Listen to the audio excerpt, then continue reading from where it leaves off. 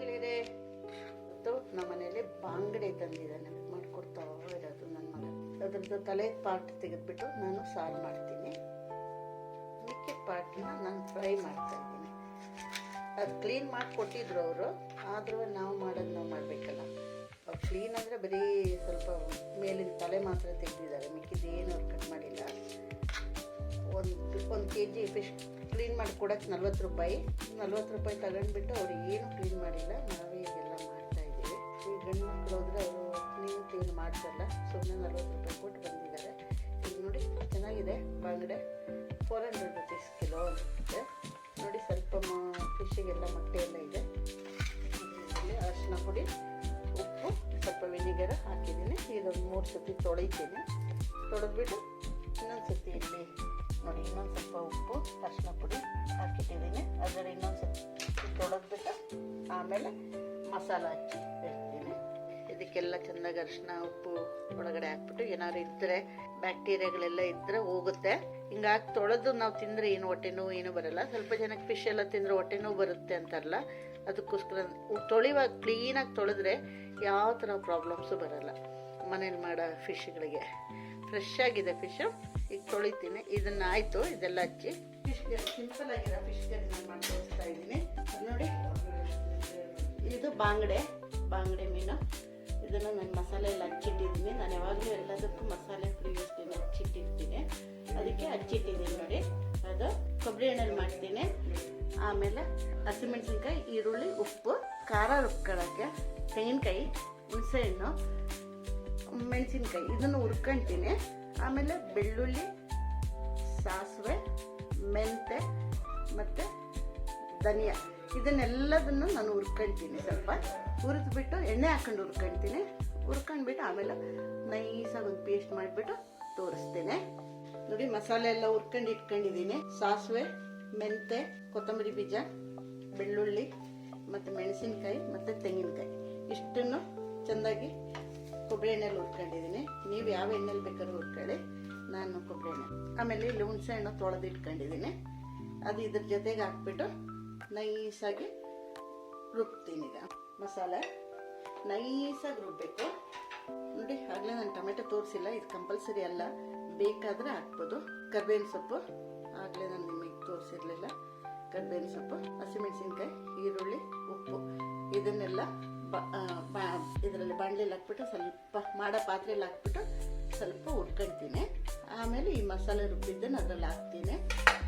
ಆಮೇಲೆ ಈ ಮೀನನ್ನ ನಾನು ಸ್ವಲ್ಪ ತವಾದಲ್ಲಿ ಸ್ವಲ್ಪ ಬಿಸಿ ಮಾಡ್ಕೊಂಡ್ಬಿಟ್ಟು ಆಮೇಲೆ ನಾನು ಹಾಕ್ತೀನಿ. ನೋಡಿ, ಈಗ ಒಗ್ಗರಣೆ ಹಾಕ್ತಾ ಇದ್ದೀನಿ. ನಾವು ನಾನ್ ವೆಜ್ಜಿಗೆ ಯಾವ ನಾನ್ ವೆಜ್ಜಿಗೂ ಸಾಸಿವೆ ಹಾಕಲ್ಲ ಮತ್ತು ಜೀರಿಗೆನೂ ಒಗ್ಗರಣೆಗೆ ಹಾಕಲ್ಲ. ಒಂದು ನಾನ್ ವೆಜ್ ಚಿಕನ್ ಏನಾದ್ರು ಮಾಡೋಕೆ ಸ್ವಲ್ಪ ಜೀರಿಗೆ ಪುಡಿ ಹಾಕ್ತೀವಿ, ಜೀರಿಗೆ ರುಬ್ಬ ಹಾಕ್ತೀವಿ. ಮೀನಿಗೆ ಜೀರಿಗೆ ಏನು ಹಾಕಲ್ಲ ಮತ್ತು ಒಗ್ಗರಣೆನೂ ಹಾಕಲ್ಲ. ಈಗ ಮಸಾಲೆ ಮಾಡುವಾಗ ಸ್ವಲ್ಪ ಸಾಸಿವೆ ರುಬ್ಬಿದ್ದೀನಿ ಹುರ್ಕೊಂಡು, ಅದ್ರ ಒಗ್ಗರಣೆಗೆ ಸಾಸಿವೆ ಹಾಕಲ್ಲ ಅಂತ ಹೇಳಿದ್ದಷ್ಟೇ. ಈಗ ನಾನು ಇದಕ್ಕೆ ಕೊಬ್ಬರಿ ಎಣ್ಣೆ ಹಾಕ್ತೀನಿ.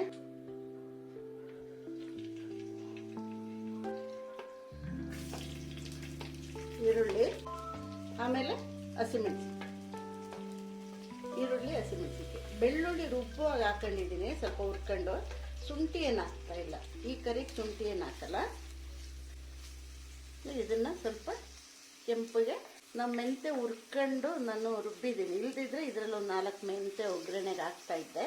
ಈಗ ಮೆಂತೆನ ನಾನು ರುಬ್ಕೊಂಡಿದ್ದೀನಿ, ಅದರಿಂದ ಇದರಲ್ಲೇನು ಹಾಕ್ತಾಯಿಲ್ಲ. ಇದು 3ನ ಹಾಕ್ಬಿಟ್ಟು ಕೊಬ್ಬರಿ ಎಣ್ಣೆ ಜೊತೆಗೆ ಒಗ್ಗರಣೆ. ನೋಡಿ, ಒಂದು ಸ್ವಲ್ಪ ಅರಿಶಿನ ಪುಡಿ ಹಾಕ್ತೀನಿ. ಆಮೇಲೆ ಉಪ್ಪು ಹಾಕ್ತೀನಿ. ಉಪ್ಪು ನನಗೆ ಇದರಲ್ಲಿ 1 ಟೀ ಸ್ಪೂನ್ ಹಾಕಿದ್ದೀನಿ, ಯಾಕೆಂದರೆ ಮೀನಿಗೂ ನಾನು ಹಚ್ಚಿಟ್ಟಿದ್ದೆ, ಅದರಿಂದ 1 ಸ್ಪೂನ್ ಹಾಕ್ತಾಯಿದ್ದೀನಿ.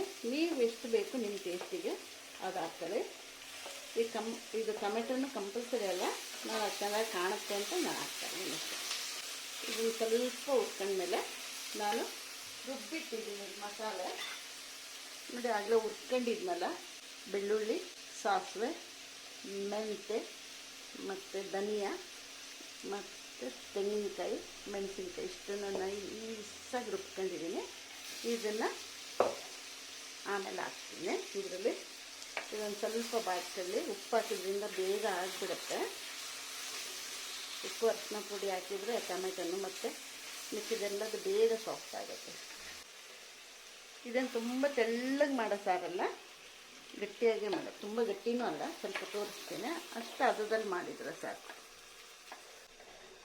ಮಸಾಲ ಸ್ವಲ್ಪ ಬೇಯಲಿ, ಆಮೇಲೆ ನಾನು ಇದಕ್ಕೊಂದೆರಡು ಗ್ಲಾಸ್ ನೀರು ಹಾಕ್ತೀನಿ. ಮಸಾಲ ಚೆಂದಾಗಿ ಬೇಯಲಿ. ಚೆಂದಾಗಿ ಕುದೀತು. ಮೀನು ಉರ್ದಿರೋದನ್ನು ನಾನು ಇದರಲ್ಲಿ ಹಾಕ್ತೀನಿ.